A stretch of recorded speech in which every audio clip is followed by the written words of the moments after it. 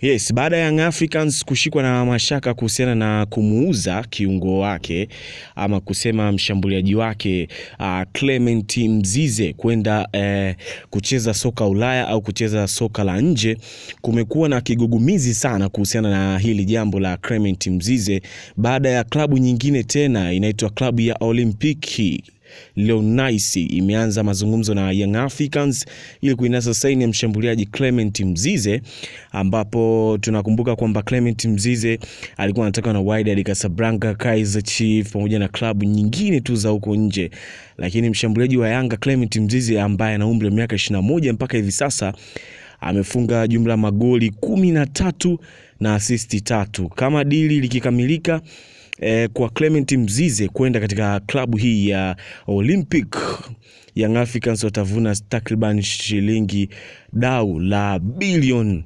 5.7. Kwa hiyo Young Africans watapata faida kubwa sana kama ikitokea Clement Mzize atakwenda katika klabu hii ya Olympique Lyonnais kwenda huko kucheza soka la nje. Je, Young Africans wako tayari kumwachia Clement Mzize ili akwende kutafuta changamoto nyingine? Swali ndio liko hapo, kwa sababu Young Africans watavuna takriban bilioni 5.7.